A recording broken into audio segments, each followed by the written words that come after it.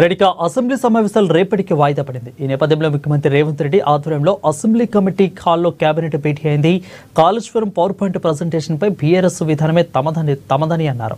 అధిక వాళ్ళు తమకు అనుమతి ఇచ్చారా? గతంలో తాము కూడా చాలా అంశాలపై ప్రజెంటేషన్ కోసం అడిగామని, చర్చకు అవకాశం ఇవ్వలేదని అన్నారు డిప్యూటీ సీఎం బట్టి విక్రమార్క. ఇక అసెంబ్లీలో ప్రతిపక్ష వాదనలు ఎలా ఎదుర్కొనేందుకు, అదేవిధంగా ఎలా ముందుకు వెళ్లాలనే వ్యూహంపై కేబినెట్లో చర్చిస్తున్నట్లు సమాచారం అందుతుంది.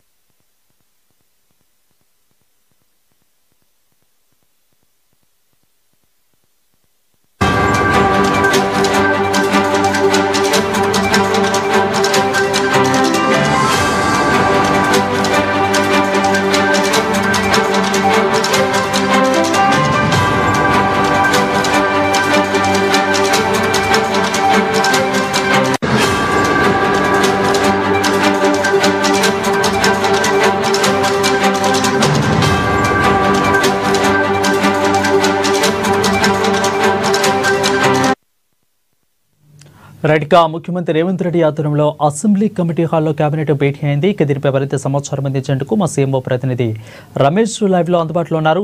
రమేష్, చెప్పండి, ఆ కమిటీ మొత్తం కూడా భేటీ అయింది, ఎలాంటి నిర్ణయాలు తీసుకుంటుంది కాంగ్రెస్ పార్టీ? రేపు అసెంబ్లీలో ప్రవేశపెట్టబోయే ఈ యొక్క కాళేశ్వరం ప్రాజెక్టు మీద ఎలాంటి వ్యూహాలతో కాంగ్రెస్ పార్టీ ముందుకెళ్తుంది? దీంట్లో కేబినెట్లో ఎవరెవరు పాల్గొన్నారు? ఇప్పుడు తెలంగాణ కేబినెట్ సమావేశం కొద్దిసేపటి క్రితం అసెంబ్లీ కమిటీ హాల్లో ప్రారంభమైంది. వరుణ్ సీఎం రేవంత్ రెడ్డి అధ్యక్షతన జరుగుతున్నటువంటి ఈ సమావేశంలో రాష్ట్ర మంత్రులకు అందరూ కూడా పాల్గొంటున్నారు. ఏదైతే ఈ రోజు ఉదయం ప్రారంభమైనటువంటి అసెంబ్లీ సమావేశాల్లో మాగంటి గోపీనాథ్ కు సంతాప తీర్మానం తర్వాత శాసనసభను రేపటికి వాయిదా వేశారు. అట్లాగే శాసన మండలికి సోమవారానికి వాయిదా వేస్తూ కూడా నిర్ణయం తీసుకోవడం జరిగింది. ఆ తర్వాత అయితే తెలంగాణ రాష్ట్ర కేబినెట్ సమావేశం అయితే నిర్వహిస్తున్నారు. ముందుగా రేపు అసెంబ్లీలో చర్చించబోయేటువంటి అంశాలకు సంబంధించి క్యాబినెట్ మంత్రులు మాట్లాడడం జరుగుతుంది.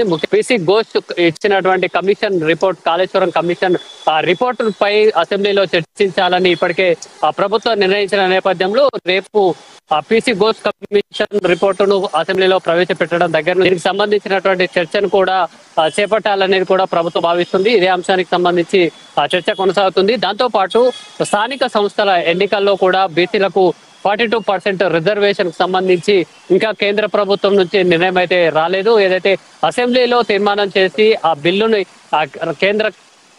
కేంద్ర కేబినెట్ ఆమోదం కోసం కూడా పంపడం జరిగింది. పార్లమెంటు నిర్ణయం తీసుకోలేదు. అట్లాగే ఏదైతే ఆర్డినెన్స్ ద్వారా కూడా తెలంగాణ ప్రభుత్వం ప్రయత్నం చేసినప్పటికీ దానిపై నుంచి కూడా రాష్ట్రపతి నుంచి క్లారిటీ రాని నేపథ్యంలో దీనికి సంబంధించి స్థానిక సంస్థల గడువు కూడా స్థానిక సంస్థల ఎన్నికల గడువు కూడా సెప్టెంబర్ 30 లోపల పూర్తి చేయాలని హైకోర్టు గడువు విధించిన నేపథ్యంలో ఈ అంశానికి సంబంధించి రాజకీయ పరంగా, పార్టీ పరంగా కూడా 42% బీసీలకు రిజర్వేషన్లు ఇవ్వడంతో పాటు ఇతర పార్టీలకు కూడా ఆ మేరకు విజ్ఞప్తి చేయాలని ఇప్పటికే ప్రభుత్వం కూడా భావిస్తుంది. ఈ అంశంపై కూడా చర్చించి అసెంబ్లీలో రేపటి నుంచి జరిగేటువంటి సమావేశాల్లో బీసీలకు 42% రిజర్వేషన్ ని కూడా అన్ని పార్టీలు రాజకీయ పరంగా ఇచ్చేందుకు ముందుకు రావాలి అనే అంశాన్ని కూడా అధికార పార్టీ నుంచి కాంగ్రెస్ కోరేటువంటి అవకాశం కనిపిస్తుంది. ముఖ్యంగా ఇప్పటికే పీసీ ఘోష్ కమిషన్ ఇచ్చినటువంటి రిపోర్టు, ఏదైతే ఘోష్ కమిషన్ రిపోర్టును అసెంబ్లీలో చర్చిస్తామని రాష్ట్ర ప్రభుత్వం ఇప్పటికే ప్రకటించిన నేపథ్యంలో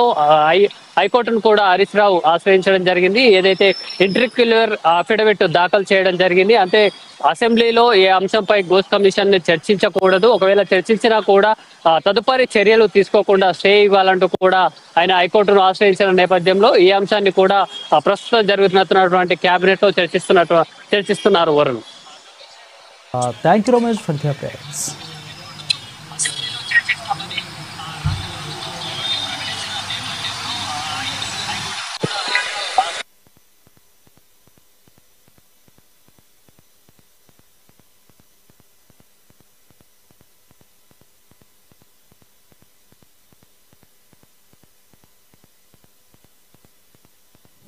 రెడ్డిగా